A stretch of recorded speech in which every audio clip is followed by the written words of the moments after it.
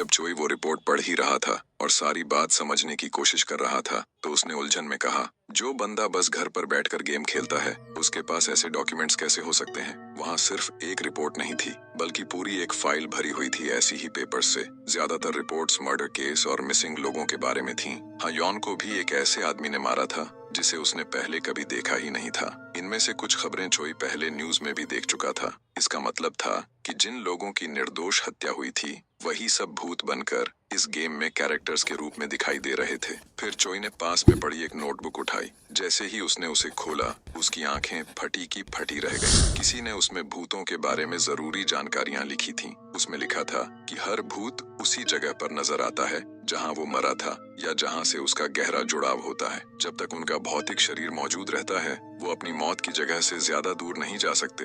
हालांकि कुछ छोटे अपवाद होते हैं। सुबह जैसी पॉजिटिव एनर्जी के समय में ऐसे आत्माएं गायब हो जाती हैं और चाहे कुछ भी करो इस गेम को डिलीट या क्विट नहीं किया जा सकता। बिल्कुल वैसे ही जैसे किसी डेटिंग सिम में नहीं होता। एक ही रास्ता है, उनका अफेक्शन लेवल बढ़ाओ और एंडिंग तक पहुंचो। वो नोटबुक पढ़ने में इतना डूबा हुआ था कि उसे अपार्टमेंट के फायर अलार्म की आवाज तक सुनाई नहीं दी, क्योंकि वहां मौजूद भूत आग में जल रही थी और उसने आसपास की चीजों को भी आग में झोंक दिया था। वो धीरे धीरे चोई की तरफ बढ़ी और गहरी काली आवाज में बोली, अच्छे से छिप जाओ वरना तुम्हारे बाल दिख जाएंगे। अब चोई को उसकी मौजूदगी का एहसास हुआ। वो जलती हुई चीजों को राख बना रही थी और बोली, गार्डन में मत छिपना, वहाँ तो लेट्यूस के बीज हैं। तभी चोई के स्मार्टफोन पर वार्निंग आई, her affection level hatred, escape immediately. वो भूत आगे बढ़ते हुए बोली, फेंस के पास भी मत जाना, वहाँ कद्दू की बेलें हैं। वो ऐसे ही बकवास बातें करते हुए पास आती जा रही थी। अब चोई बुरी तरह डर चुका था। वो कांपते हुए पीछे हट रहा था कि तभी उस भूत ने कहा,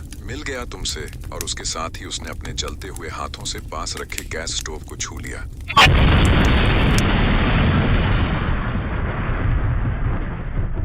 एक पल में पूरा अपार्टमेंट आग की लपटों में घिर गया। वो अंदर फंस गया।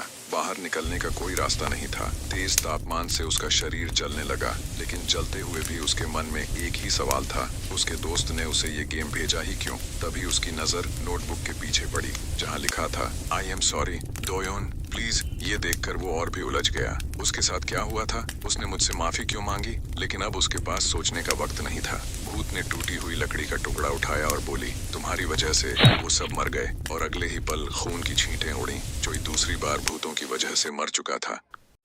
लेकिन तभी बिजली कड़कती है और वो अपने आखिरी चेक पॉइंट पर फिर से रिस्पॉन हो जाता है। इस बार वो पहले से भी ज्यादा डरा हुआ था। रोते हुए बोला, ये सब मेरे साथ ही क्यों हो रहा है?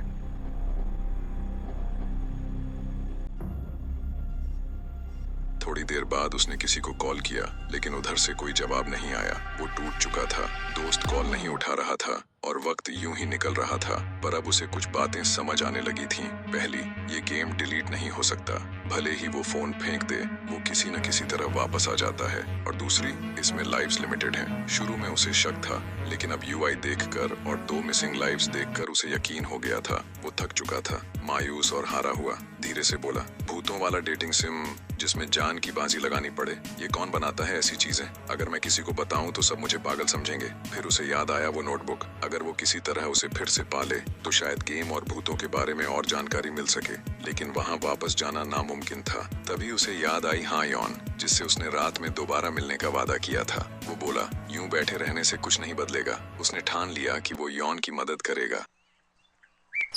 कुछ देर बाद वो यॉन के घर के पते पर पहुंचा। वहां उसने एक आंटी से पूछा कि क्या वो परिवार अभी भी यहाँ रहता है। आंटी ने बताया कि वो लोग 1 साल पहले ही यहाँ से चले गए। वो बोली, ऊपर एक पिता और 2 बेटियां रहती थीं, लेकिन जब बड़ी बेटी गुम हो गई तो कुछ महीनों बाद वो सब यहाँ से चले गए। चोई ने पूछा, क्या आपको पता है वो कहाँ गए या उनका कोई कांटेक्ट है? आंटी ने साफ मना कर दिया, नहीं बेटा, मुझे कुछ नहीं पता, और अगर तुम उन्हें जानते भी हो तो बेहतर है अब उन्हें परेशान मत करो। वो लोग अब अपनी जिंदगी फिर से शुरू कर चुके हैं।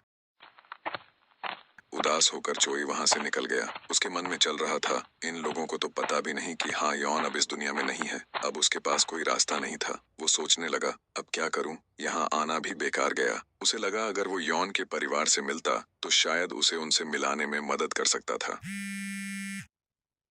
तभी उसकी माँ का कॉल आया। उसने कहा, माँ, कुछ जरूरी काम आ गया है। आज नहीं आ पाऊंगा। माँ गुस्से में बोली, क्या तुमने वादा किया था? तुम्हारा भाई आ गया है, पापा भी आने वाले हैं। तभी चोई की नजर पास के खंभे पर पड़ी। वहाँ हाँ यॉन का मिसिंग पोस्टर लगा था। उसने जल्दी से माँ को कहा, माँ बाद में बात करता हूँ, अभी बहुत जरूरी काम है, और कॉल काट दी। उसने वो पोस्टर उतारा और नोटबुक की बातों से जोड़ना शुरू किया। नोटबुक में लिखा था कि भटकती आत्माएं सुबह के वक्त गायब हो जाती हैं, पर उसके दोस्त के घर वाला भूत तो दिन में भी दिखा था, और यहाँ के लोग तो यॉन की मौत से भी अनजान थे। तो क्या अगर उसका शरीर मिल जाए तो यॉन फिर से आजाद होकर घूम सकेगी? उसने ठान लिया वो खुद यॉन से ये सवाल पूछेगा, और अगर उसे उसका शरीर मिला तो वो उसके परिवार को जरूर बताएगा। गाड़ी में बैठा वो थक चुका था। रात भर यॉन के साथ बिताने के बाद उसे नींद आने लगी, तो उसने सोचा थोड़ा सो लेता हूँ अंधेरा होने तक। रात में उसी हाईवे पर हाँ यॉन चोई का इंतजार कर रही थी। हर गुजरती गाड़ी को देखती, उम्मीद करती कि ये वही होगा, लेकिन कोई भी गाड़ी नहीं रुकी। वो थोड़ी उदास हुई पर खुद से बोली, कोई बात नहीं, उसने कहा था कि वो आएगा, ज्यादा वक्त नहीं हुआ, जरूर आएगा।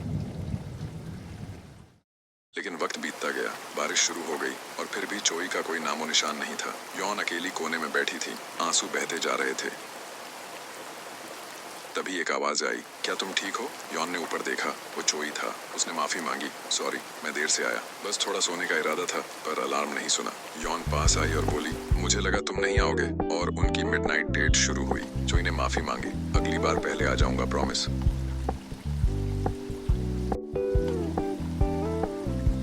दोनों कार में बैठे और चलते गए। चोई ने पूछा, तुम ऐसे क्यों खड़ी थी? वो हंसते हुए बोली, इतनी शर्मा रही थी कि जमीन में गड़ जाना चाहती थी। तभी चोई ने कहा, आज मैं तुम्हारे घर गया था। ये सुनकर यॉन की आंखें चमक उठी। सच में? मेरे परिवार के बारे में कुछ पता चला? चोई झिझका, फिर बोला, उन्होंने वहाँ से 1 साल पहले ही घर छोड़ दिया, अब वहाँ कोई और रहता है। ये सुनकर यॉन का दिल टूट गया। वो बोली, सॉरी तुम्हें यूं बेकार भेज दिया। चोई ने कहा, चलो पास के कन्वीनियंस स्टोर चलते हैं, वहीं बैठकर बात करते हैं। यॉन ने सिर हिलाया। वो बोला, हम उनके पेरेंट्स से सीधे कांटेक्ट करने की कोशिश कर सकते हैं, अगर नहीं हुआ तो पुलिस को रिपोर्ट देंगे, कुछ तो रास्ता निकलेगा। मैं वादा करता हूँ मैं तुम्हारी मदद करूंगा। यॉन ने थोड़ी देर बाद पूछा, तुम मेरी इतनी मदद क्यों कर रहे हो? मेरे पास तुम्हें देने के लिए कुछ भी नहीं है, तुम मुझे इग्नोर भी कर सकते थे। चोई सोचने लगा, अगर वो गेम डिलीट कर सकता तो अब तक कर चुका होता, लेकिन जवाब देने से पहले ही स्क्रीन पर फिर से पॉपअप आया, Yon sudden question, choose your response. 2 option थे, ए क्योंकि तुम मेरी टाइप हो, बी क्योंकि मुझे तुम्हारे लिए बुरा लग रहा है। और चोई के पास बस 10 सेकंड थे जवाब देने के लिए। क्लॉक तेजी से टिक टिक करने लगी। चोई घबरा गया, समझ नहीं पा रहा था क्या बोले।